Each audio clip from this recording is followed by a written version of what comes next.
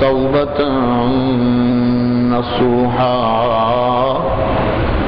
سچی دل و جان سے توبہ کرو. عسى ربكم أن يكفر عنكم سيئاتكم، امید ہے اللہ تمہارے تمام گناہوں کو اس توبہ سے میٹ ڈالے گا، ختم کر دے گا. وَيُدْخِلَكُمْ جَنَّاتٍ، اور اللہ پاک تمہیں سدا بہار بہشتوں میں داخل کریں گے. تجری من تحتها الانہار، جن کے نیچے نہریں چل رہی ہیں. یوم لا یخزی اللہ النبی والذین آمنوا معه، اس دن جس دن اللہ اپنے نبی کو اور نبی پر ایمان لانے والے سچے غلاموں کو رسوا نہیں کرے گا. نورہم یسعی بین ایدیہم وبایمانہم، ان کے ایمان کی روشنی وہ ان کے آگے بھی اور ان کے دائیں بھی چل رہی ہوگی. یقولون، اور یہ کہہ رہے ہوں گے، دعا مانگ رہے ہوں گے، ربنا اتمم لنا نورنا، اے ہمارے پروردگار ہماری اس روشنی کو مکمل فرما دیجئے گا، پورا کر دیجئے گا. واغفر لنا، اور ہمیں بخش دیجئے گا. انک علی کل شیء قدیر، بلا شبہ تو ہر چیز پہ قادر ہے. سبحان ربک رب العزت عما یصفون وسلام علی المرسلین والحمد للہ رب العالمین.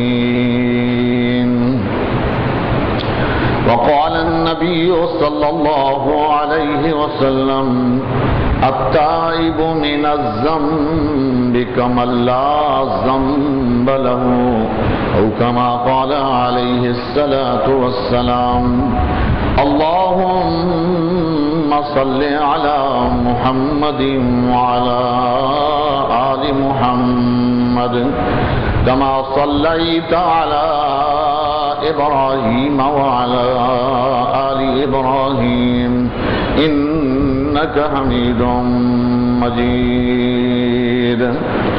اللهم بارك على محمد وعلى آل محمد كما باركت على إبراهيم وعلى آل إبراهيم إنك حميد مجید. احباب گرامی قدر، میرے بزرگوں، بھائیوں، عزیزوں، بیٹیوں، ماؤں، بہنوں، 1432 ہجری کے چوتھے جمعے کو آپ خطبہ سماعت فرما رہے ہیں. گزشتہ جمعے عنوان اور مضمون تھا فکر آخرت، کہ اس دنیا میں کوئی بھی ہمیشہ ہمیشہ رہنے کے لیے نہیں آیا، جو آیا ہے وہ جانے کے لیے آیا ہے. پیر، پیغمبر، نبی، ولی، امیر، غریب، چھوٹے بڑے، سب نے موت کا جام پینا ہے. کچھ پی چکے ہیں اور کچھ کی باری آنے والی ہے. فَمِنْهُمْ مَنْ قَضَى نَحْبَهُ وَمِنْهُمْ مَنْ يَنْتَظِرُ، کچھ اپنی باری بھگت چکے ہیں اور کچھ انتظار کی گھڑیاں گزار رہے ہیں. فکر آخرت کے بعد عرض کی تھی کہ یہ آخری جمعہ رمضان مبارک کا یہ توبہ کے عنوان سے معنون ہوگا. ایک جمعہ توبہ کے موضوع اور عنوان پر ضرور میں پڑھایا کرتا ہوں اور اپنے دوستوں سے وعدہ اور عہد لیا کرتا ہوں توبہ کا۔ اہمیت ابھی آپ سنیں گے تو پتہ چلے گا کہ توبہ ہے کیا۔ سب سے پہلے توبہ کی ڈیفینیشن، توبہ ہے کیا؟ مت توبہ تو جی، توبہ کو عربی لغت میں، عربی لینگویج میں اگر دیکھا جائے تو اس کے معنی ہوتے ہیں رجوع کرنا، مائل ہونا، واپس لوٹ پڑنا۔ یہ عربی زبان میں اس لفظ کا معنی ہے التوبہ۔ اس کی نسبت انسان کی طرف بھی ہوتی ہے اور اس کی نسبت اللہ کی طرف بھی ہوتی ہے۔ جب کوئی انسان گناہوں کو ترک کرنے کا سچا ارادہ عزم مصمم کر لیتا ہے اور اپنا رخ شیطان سے ہٹا کے اپنے اللہ کی طرف کر لیتا ہے تو اصطلاح میں، شریعت میں یہ کہا جاتا ہے تاب العبد الی اللہ، تاب العبد الی اللہ، بندے نے اپنے اللہ کے ہاں توبہ کر لی ہوئی ہے، اپنے اللہ کے سامنے توبہ کر لی ہوئی ہے۔ اور یہی لفظ اللہ کے لیے بھی استعمال ہوتا ہے۔ جب کوئی بندہ صدق دل سے، دل کی گہرائیوں سے اپنے اللہ کے سامنے گڑ گڑا کے عاجزانہ درخواست کر رہا ہوتا ہے، میرے مولا میں نے تیری نافرمانیاں کی، میں نے غلطیاں کی، میں نے گناہ کیے، میں معافی چاہتا ہوں، مجھے معاف کر دے، میں بخشش چاہتا ہوں، مجھے بخش دے۔ یہ عاجزانہ درخواست کرتا ہے تو اللہ اس کی درخواست کو فوراً قبول فرماتے ہیں۔ اب اللہ کے لیے یہ لفظ یوں استعمال ہوتا ہے تاب اللہ علی العبد یا تاب اللہ علیہ، اللہ نے اس کی توبہ قبول کر لی ہوئی ہے، یعنی اللہ نے اپنی رحمت کا رخ اس کی طرف موڑ دیا ہوا ہے۔ یہ ہوتا ہے جب اس کی نسبت اللہ کی طرف ہو جائے۔ بندہ بھی تائب ہے، تائب، توبہ کرنے والے بندے کو عربی میں کہتے ہیں تائب، توبہ کرنے والا۔ اور اللہ تائب نہیں، اللہ تو تواب ہے۔ تائب کا مبالغہ ہے تواب، یہ اللہ کے صفاتی ناموں میں سے ہے۔ تواب کے معنی اپنی رحمت کے رخ گناہگار بندے کی طرف موڑ دینے والا۔ جب وہ گناہگار بندہ اپنے رب کی طرف رجوع کرتا ہے، اپنے رب سے زاریاں کر کے اپنے گناہوں کی بخشش چاہتا ہے، اپنے گناہوں کی بخشش کی درخواست کرتا ہے تو رب قبولیت اور اپنی رحمت کا رخ اس کی طرف موڑ دیتا ہے۔ ایسی ذات کو تواب کہتے ہیں اور وہ صرف ایک اللہ ہی ہے۔ یہ تو ہوا توبہ کا لغوی اور اصطلاحی معنی۔ اب اس کے بعد توبہ کو اس انداز سے سمجھیں کہ انسان سوائے انبیاء علیہم السلام کے تمام انسان بھول سکتے ہیں، غلطی کر سکتے ہیں، گناہ ہو سکتا ہے، کوتاہی اور تقصیر ہو سکتی ہے۔ انسان، پہلا انسان جو بھول گیا، اللہ کا حکم کچھ تھا اور اس سے کچھ ہو گیا، نسی آدم ولم نجد لہو عزما، قرآن آدم سے بھول ہو گئی، اس نے ارادتاً اور آمدن یہ غلطی نہیں کی تھی، یہ گناہ نہیں کیا تھا۔ اللہ کی رضا ہی پانے کے لیے شیطان نے کہا جس درخت سے تجھے روکا گیا ہے اس کو کھا جا، جنت اپنی بن جائے گی، موروثی ہو جائے گی پھر تیری۔ بس اس نے کہا جھوٹ تو نہیں بولتا؟ شیطان نے کہا نہیں، میرے جیسا بھی کچھ جھوٹ بول سکتا ہے، سچ کہہ رہا ہے۔ 8ویں پارے میں ہے قاسمہما، حضرت آدم نے کہا قسم چک، تو اس نے قسم اٹھا لی۔ جھوٹا ہے بے ایمان، جھوٹی قسمیں اٹھا لیتا ہے۔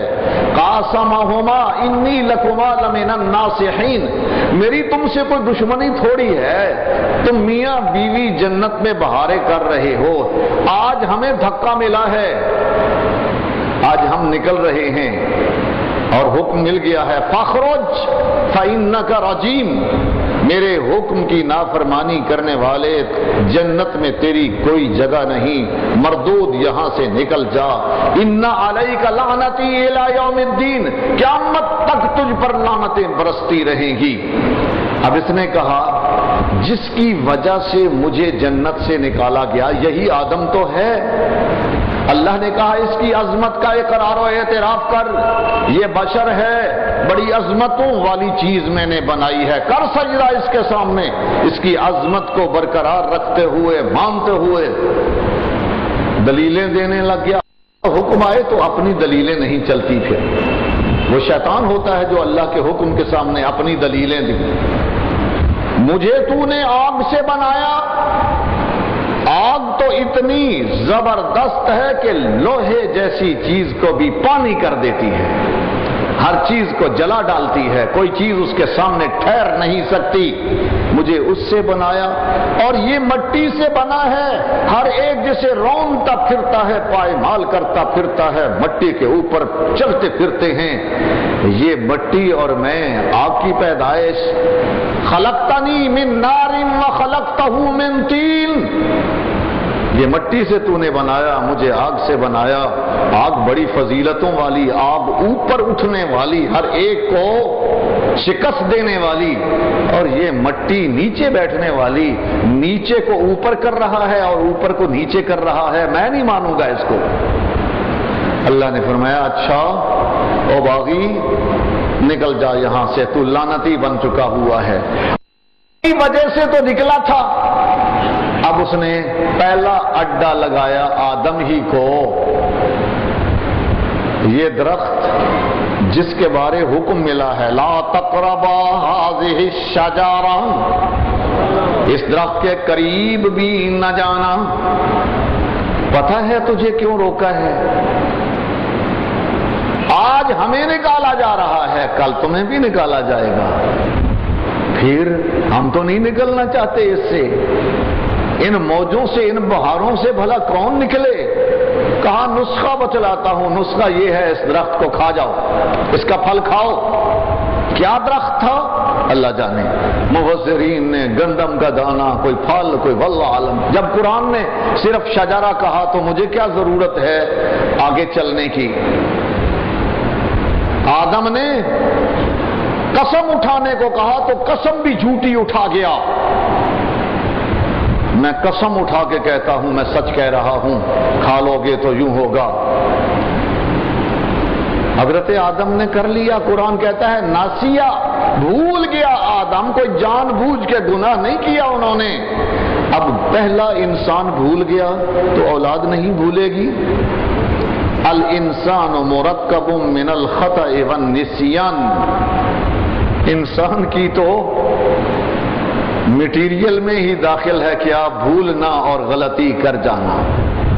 رسول اللہ صلی اللہ علیہ وسلم نے ارشاد فرمایا کل بنی آدم خطاء، آدم کی ساری اولاد غلطیاں کر جانے والی ہے، غلطیاں ان سے ہو جاتی ہیں، ہو جائیں گی۔ وَخَيْرُ الْخَطَّائِينَ التَّوَّابُونَ، رواہ ترمذی کما قال النبی صلی اللہ علیہ وسلم، فرمایا سب سے بہترین غلطیاں کرنے والے توبہ کرنے والے ہوتے ہیں۔ غلطی ہوئی، فوراً ندامت ہوئی، شرمندگی ہوئی، گناہ پہ پچھتا گئے، اپنے اللہ سے معافیاں مانگنے لگ گئے۔ غلطی تو ہر ایک نے سوائے نبیوں کے، نبی معصوم ہیں، اللہ کرنے نہیں دیتا، وہاں ان سے اللہ غلطی ہونے نہیں دیتا، ذرا قدم اٹھائیں تو وہی آ جاتی، نا ایسا کام نہیں کرنا ہے، یہ تمہارے لیے ممنوع ہے۔ باقی سب نے غلطی تو کرنی ہے، میرا آقا فرما رہا ہے کل بنی آدم خطاؤن، آدم کا ہر بیٹا، آدم کی ساری اولاد غلطیوں کا امکان ہے ان سے۔ کوئی یہ نہ کہے میں معصوم ہوں، کوئی مولوی، کوئی پیر، کوئی امیر، کوئی وزیر، کوئی وغیرہ وغیرہ یہ نہ کہے مجھ سے کوئی غلطی نہیں ہو سکتی، یہ بڑا مشکل دعویٰ ہے، اوکھا مقام ہے۔ یہ رسول اللہ صلی اللہ علیہ وسلم فرما رہے ہیں آدم کی ساری اولاد سے غلطیوں کا امکان ہے میری، لیکن ان غلطیاں اور گناہ کرنے والوں میں سے اچھے لوگ کون ہیں؟ خیر خطائین التوابون، ان غلطیاں کرنے والوں میں سے اچھے اور خیر ہے جن میں وہ جو توبہ کرتے ہیں اپنی غلطی پر، اصرار نہیں کرتے، ضد نہیں کرتے، دائمی غلطی نہیں اپناتے، گناہ کیا اور پھر چلتے ہی جاتے ہیں آگے، کوئی کہے تو آدھے جا کام کر، یہ نہیں، ایسا نہیں کرتے، ندامت و شرمندگی سے توبہ کرنا شروع کر دیتے ہیں۔ اب توبہ ہے کیا؟ معنی تو لغوی اور اصطلاحی سمجھ لیا، سچی توبہ کو صحیح ڈیفائن کیا جائے، قرآن و حدیث کو دیکھا جائے تو پھر توبہ کی 4 یا 5 شرطیں قرآن و حدیث سے سامنے آتی ہیں۔ پہلی شرط توبہ کی یہ ہے الاعتراف بالذنوب، اپنے گناہوں کا اعتراف کر لینا، یا اللہ مجھ سے غلطیاں ہو گئی ہیں، مجھ سے گناہ ہو گئے ہیں، میرے اللہ میں گناہ کر بیٹھا ہوں، مجھ سے خطائیں ہو چکی ہوئی ہیں۔ یہ پہلی شرط ہے، اپنے گناہوں کا اعتراف و اقرار اپنی زبان سے اپنے اللہ کے سامنے کرنے لگ جانا، یہ پہلا سٹیپ ہے توبہ کی، سچی توبہ، الاعتراف بالذنوب۔ اور دوسرا سٹیپ ہے توبہ کا، دوسری شرط کہہ لیجئے، جو نہ پائی جائے تو توبہ مکمل نہیں ہوتی، الاقلاع من الذنب، گناہ سے فوراً رک جانا، گناہ کر رہا تھا اور گناہ سے رک گیا ہے، جس طرح گاڑی کو ڈیڈ بریک لگتی ہے اور اس کا رخ ہی بدل جاتا ہے، جا ادھر رہی تھی اور ادھر پھر کے چلی گئی، یہ ہے الاقلاع من الذنب، یعنی گناہ کا قلع کما کر دینا، گناہ سے رک جانا، گناہوں کی زندگی میں ڈیڈ بریک لگا لینا، بس آج کے بعد گناہ نہیں ہوگا، دوسری شرط، دوسرا سٹیپ۔ اور تیسرا سٹیپ ہے العزم اللہ یعود ابدا، یہ پکا ارادہ اور پختہ ارادہ، عزم مصمم کر لینا کہ میں آئندہ گناہ نہیں کروں گا، میں آئندہ یہ غلطی نہیں کروں گا۔ 3 شرطیں، ماضی میں جو کیے تھے ان کو یاد کر کے، اعتراف و اقرار کر کے شرمندگی ندامت محسوس کرے اور اپنے اللہ کے سامنے روئے، مجھ سے غلطیاں ہو گئی ہیں، میرے اللہ معاف فرما دے۔ حال میں ابھی گناہوں کی زندگی سے رک جائے، گناہوں کو چھوڑ دے، الاقلاع من الذنب، گناہوں سے ڈیڈ بریک لگ جانا۔ اور تیسرا العزم اللہ یعود ابدا، یہ عزم مصمم، عزم بالجزم کہ میں آئندہ گناہ نہیں کروں گا، آئندہ اپنے رب کی نافرمانی نہیں کروں گا، اب آئندہ غلطی نہیں کروں گا۔ 3 اور چوتھی شرط یہ ہے کہ اگر حقوق العباد سے اس توبہ کا بھی تعلق ہے، حقوق اللہ وہ تو میرا اللہ معاف کرے گا، حقوق العباد ہیں، کسی کی چوری کی تھی، کسی کا پلاٹ مارا تھا، کسی کو تھپڑ مارے تھے، کسی کو گالیاں نکالی تھی، وغیرہ وغیرہ، حقوق عباد، حقوق مالیہ لوگوں کے۔ اب اس کی شرط یہ ہے کہ یا ان کی ادائیگی اور یا ان سے معافی، یہ 4 شرطیں ہیں بڑی بڑی توبہ کی قبولیت کی۔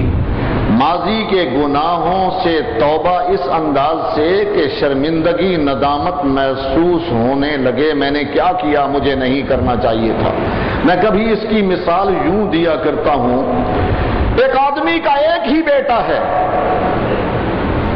بڑا خوبصورت بیٹا، جوان ہو چکا ہوا ہے، باپ کو کہتا ہے ابا جی آج ذرا باہر جنگل میں جاتے ہیں شکار وکار کرنے، آؤٹنگ جس کو بچے کہتے ہیں، آؤٹنگ کے لیے جاتے ہیں۔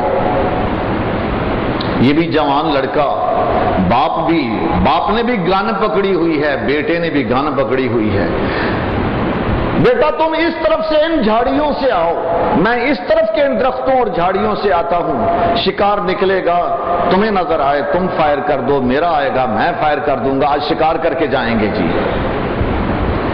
گھنی جھاڑیوں میں بیٹا گزرتا ہوا جا رہا ہے،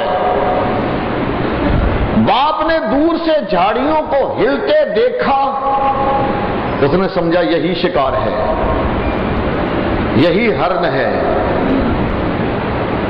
وہ تو جھاڑیاں تھی گھنی، گزرنے والا ان کو ہلاتا ہوا تو جا رہا تھا لیکن نظر تو نہیں آیا۔ باپ نے فائر کر دیا اور وہ فائر لگ گیا، اب اگلی جھاڑیاں نہیں ہل رہی، وہ دوڑا، خوشی خوشی دوڑا کہ شکار ہو گیا ہے، گیا تو اپنا بیٹا لو لوہان تڑپ رہا تھا، وہ گولی اسے ہی لگی ہے اور وہ نزا کے عالم میں ہے، تڑپ رہا ہے۔ اب اس باپ کی پوزیشن اس کی نکلی، ہائے میں نے کیا کیا، ہائے مجھ سے ہو کیا گیا، میں نے تو اپنا بیٹا مار دیا، ایک بیٹا تھا جوان، میں گھر کس طرح جاؤں گا، اس کی لاش کو اٹھا کیسے جاؤں گا۔ یہ سمجھ آئی ہے ندامت، یہ سمجھ آیا ہے افسوس، یہ کس قدر جس نے اس کی زندگی کو ہلا کے رکھ دیا ہوا ہے۔ یہی ندامت اور شرمندگی میں کہہ رہا ہوں۔ ماضی کے گناہوں پر جو غلطیاں کی تھیں، چوری ہے، ڈاکہ ہے، جھوٹ ہے، شرک ہے، کفر ہے، بدعت ہے، حرام خوری ہے، جتنے بھی گناہ کیے ہوئے ہیں ان کو یاد کرے تو ہائے نکل جائے، ہائے میرے مولا میں نے یہ گناہ کیوں کیا، میں نے یہ تیری نافرمانی کیوں کی، اور یہ ہاں اور یہ تڑپ اس باپ جیسی جس باپ کے ہاتھ سے یہ غلطی ہوئی کہ بیٹا، جوان بیٹا مارا جا چکا ہے، اس کو جو پشیمانی ہو رہی ہے، اس کو جو ندامت ہو رہی ہے، وہ جو حسرت میں ڈوبا ہوا ہے، وہ جو دکھ اور افسوس میں ڈوبا ہوا ہے، یہی دکھ اور افسوس انسان کو اپنے گناہوں پہ آنا چاہیے۔ یہ پہلی شرط۔ اور دوسری میں نے کہا ہے الاقلاع من الذنب۔ یہ گاڑی چل رہی تھی گناہوں کی ریل، گناہوں کی پٹڑی پر، اور ایسی بریک فیل ہوئی کہ ایک قدم بھی آگے نہیں جا سکتی، ایک قدم کیا، 1 انچ بھی نہیں، اس کو ایسی بریک لگی ہے۔ گناہوں کی زندگی کو بھی ایسی، گناہوں کی گاڑی کو بھی ایسی ہی بریک لگ جانی چاہیے موجودہ زمانے میں۔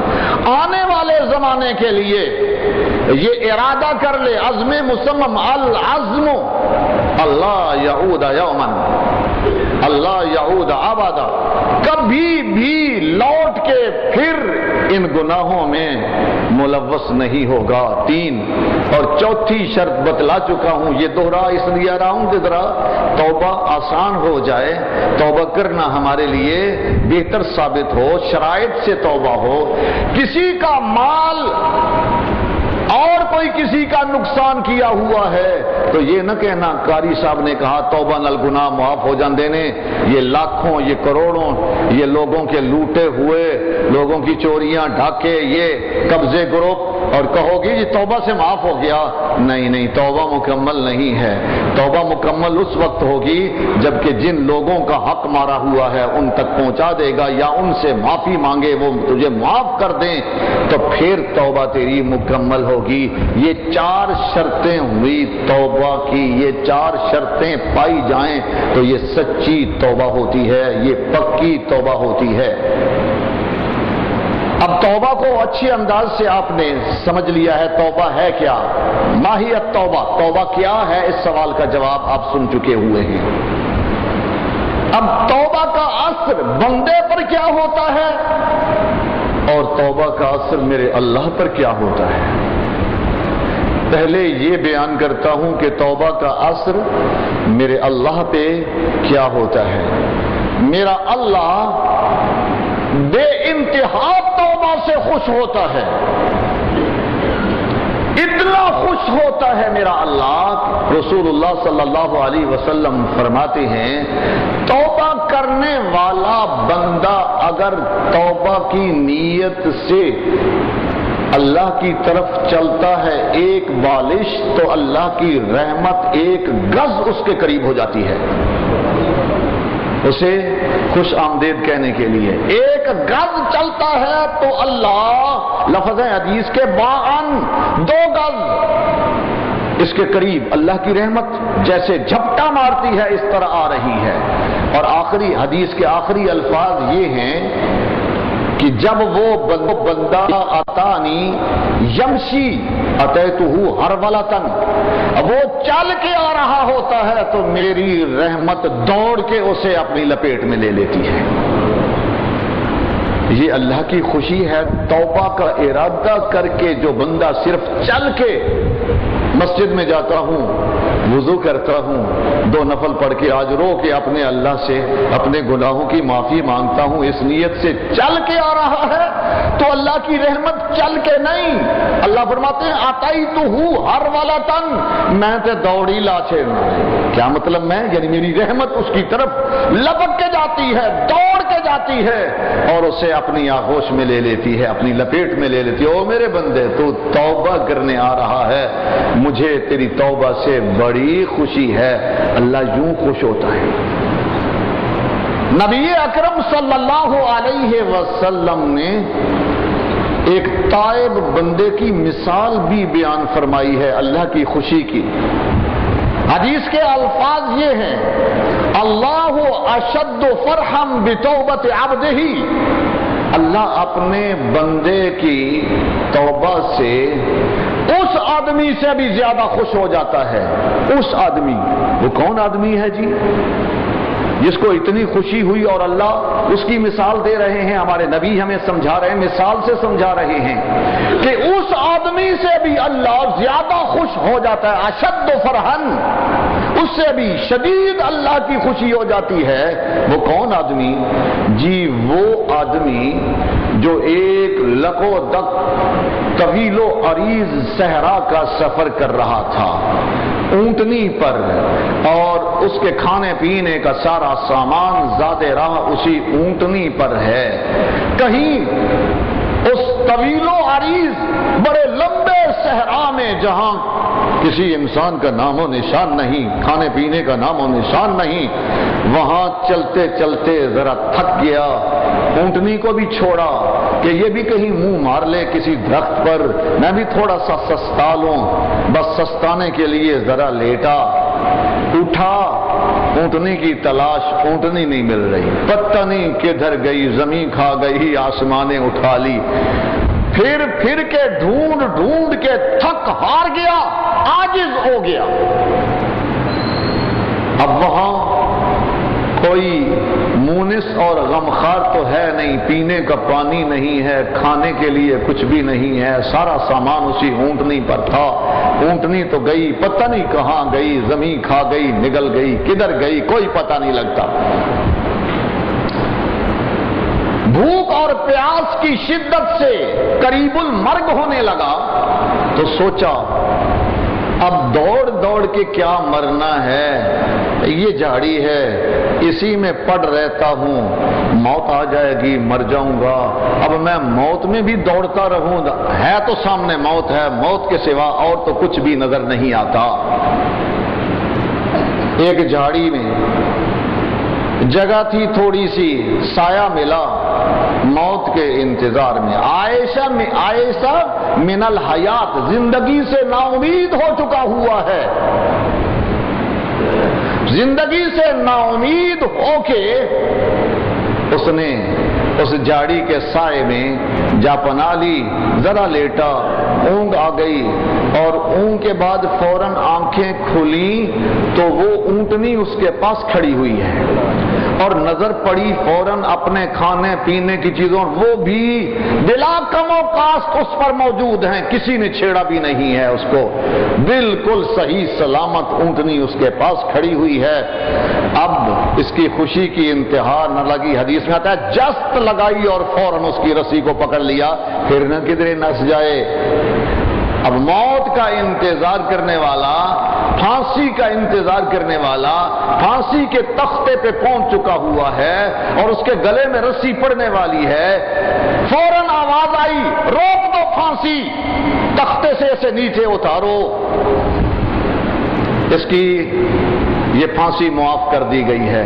اب اس آدمی کی خوشی کا تم اندازہ نہیں لگا سکتے، نہ میں الفاظ میں تمہیں سمجھا سکتا ہوں، یہ سمجھانے کی بات نہیں، یہ کیفیت ہے اس خوشی اور سرور اور فرق کی۔ یہ بندہ بھی موت کے انتظار میں تھا، دوبارہ زندگی مل گئی، اب اس کی خوشی کی انتہا نہ رہی، اتنا خوش ہوا، اتنا خوش ہوا، اتنا خوش، رسی بھی پکڑی ہے اور لگا ہے کچھ کہنے۔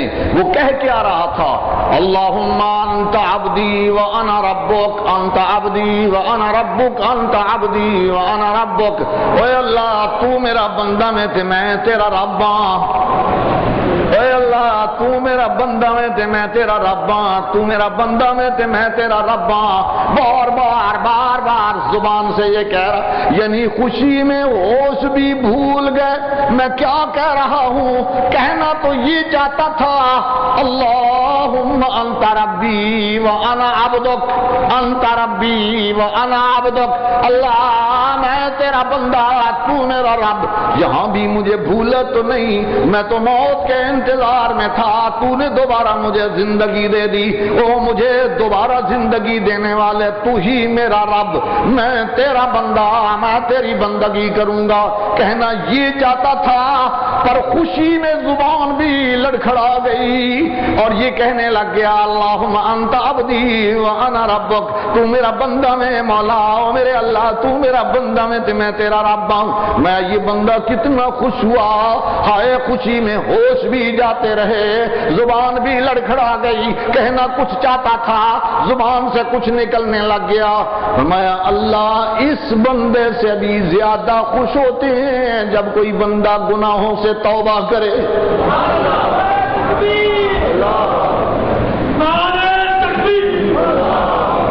جب بندہ سچا ہے بن کے سچی توبہ کرنے کے لیے اللہ کے راستے پہ چل پڑتا ہے، بس گناہوں کی زندگی کو الوداع کہہ دیا ہوا ہے، تو پھر سن لی حدیث، یہ سچی حدیث ہے، صحیح حدیث ہے، اللہ اشد فرحا بتوبت عبدہ، اپنے اس بندے کی خوشی سے بھی زیادہ میرے اللہ کو خوشی ہوتی ہے، اللہ بندے کی توبہ پہ خوش ہو جاتا ہے۔